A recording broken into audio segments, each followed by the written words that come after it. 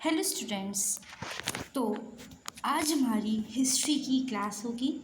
आज हम लोग हिस्ट्री की क्लास में अपना एक बहुत ही इम्पोर्टेंट टॉपिक कवर करेंगे। तो आज का हमारा टॉपिक है दिल्ली सल्तनत। कौन सा टॉपिक है आज का हमारा? दिल्ली सल्तनत। तो आइए हम लोग आज का अपना टॉपिक स्टार्ट करते हैं। हमारा टॉपिक है दिल्ली सल्तनत क्या थी। तो आइए समझते हैं। भारत में मुस्लिम शासकों का वह शासन जो दिल्ली से चलाया गया उसे दिल्ली सल्तनत कहते हैं। ठीक है। अब आपसे कोई पूछ ले दिल्ली सल्तनत क्या होती तो आप क्या बताएंगे? भारत में मुस्लिम शासकों का वह शासन जो दिल्ली से चलाया गया उसे दिल्ली सल्तनत कहते हैं। ठीक है, आगे बढ़ते हैं। ये कब से कब तक थी? 1206 से 1526 तक, लगभग 320 साल। कब तक? 1206 से 1526, लगभग 320 साल। कहाँ हुई थी? राजधानी दिल्ली। यह मुगलों के आने से पहले का समय था। ओके। फिर है दिल्ली सल्तनत की स्थापना कैसे हुई? भारत में मुस्लिम शासन की शुरुआत मोहम्मद गौरी ने की थी। किसने की थी? मोहम्मद गौरी ने की थी। 1192 में तराइन का दूसरा युद्ध हुआ। गौरी ने पृथ्वीराज चौहान को हराया, लेकिन गौरी भारत में नहीं रुका। मोहम्मद गौरी भारत में नहीं रुके। उसने अपने गुलाम को शासन सौंप दिया। अब जो भारत में मुस्लिम शासन की शुरुआत की थी मोहम्मद गौरी ने, उन्होंने ही 1192 का तराइन का दूसरा युद्ध भी हुआ था। मोहम्मद गौरी ने पृथ्वीराज चौहान को हराया भी था, लेकिन मोहम्मद गौरी भारत में नहीं रुके और उन्होंने अपना जितना शासन था वो सब अपने एक गुलाम को सौंप दिया। ठीक, आगे।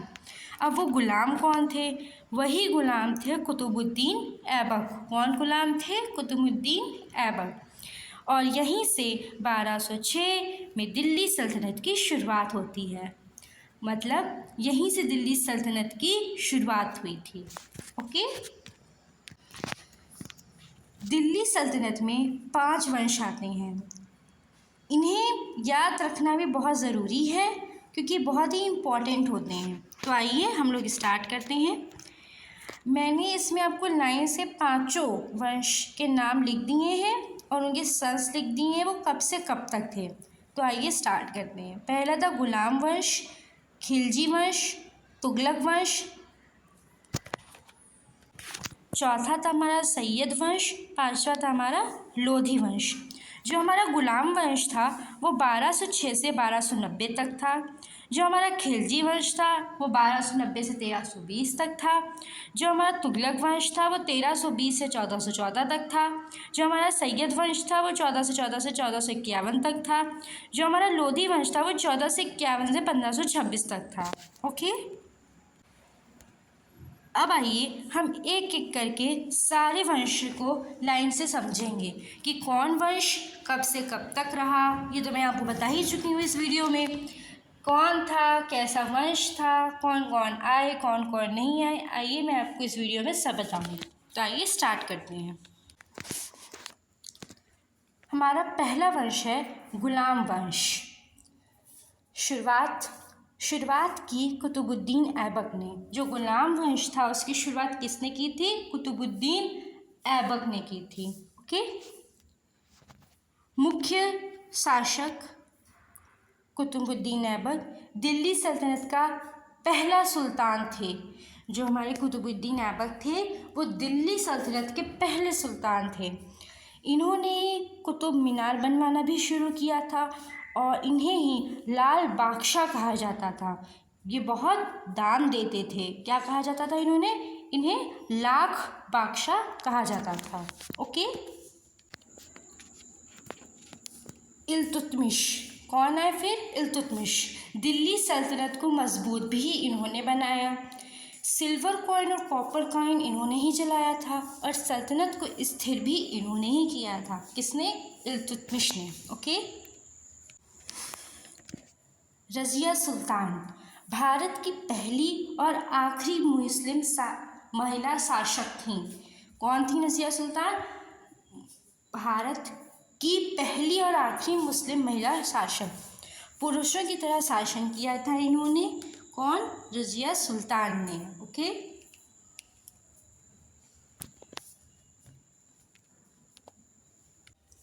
चौथे, बलबन। बहुत सख्त शासक थे। राजा को ईश्वर का प्रतिनिधि इन्होंने ही माना था। ये बहुत सख्त शासक थे। इन्होंने ही राजा को ईश्वर का प्रतिनिधि माना। दूसरा वंश आता है हमारा खिलजी वंश। सबसे प्रसिद्ध शासक थे अलाउद्दीन खिलजी। ओके। उनसे रिलेटेड कुछ खास बातें। मंगोलों को हराया, बाजार निरंतर नीति, प्राइस कंट्रोल शुरू की, दक्षिण भारत पर आक्रमण किए। उन्होंने महंगाई को रोकने के लिए अनाज सस्ता किया, सेना को मजबूत किया। किसने? अलाउद्दीन खिलजी। किसने? अलाउद्दीन खिलजी ने।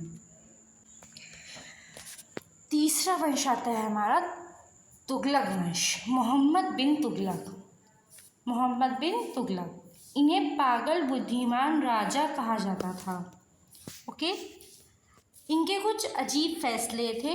राजधानी दिल्ली से दौलताबाद ले गए, तांबे के सिक्के चलाए, और इनके दोनों ही फैसले फेल हो गए थे। इनके जो दोनों डिसीजंस इन्होंने लिए, ये दोनों ही डिसीजंस इनके फेल हो गए थे। किनके? मोहम्मद बिन तुगलक के। फिर फिरोज शाह तुगलक। फिरोज शाह तुगलक कौन थे?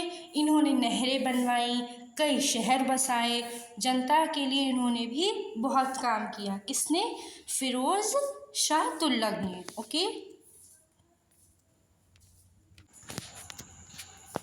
सैयद वंश, ये कमज़ोर शासक रहे। इस समय सल्तनत कमज़ोर हो गई थी। जो सैयद वंश थे उसमें बहुत कमज़ोर शासक थे और इस समय सल्तनत कमज़ोर हो गई थी। लोधी वंश लास्ट, ये हमारा लास्ट वंश था। ओके, तो आइए देखते हैं इसे भी।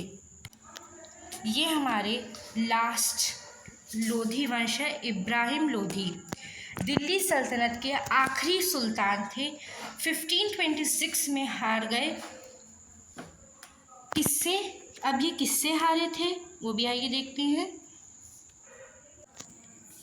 ये दिल्ली सल्तनत के आखिरी सुल्तान थे। 1526 में ये हार गए थे। किससे? बाबर से ये हार गए थे और यहीं से मुग़ल साम्राज्य शुरू हो गया। ये हमारी दिल्ली सल्तनत की क्लास थी। इसमें हम लोगों ने दिल्ली सल्तनत क्या थी, कब शुरू हुई, कब स्थापना हुई, कितने वंश थे, सब वंशों को एक एक करके समझा। आई होप आपको ये क्लास पसंद आई होगी। Thank you.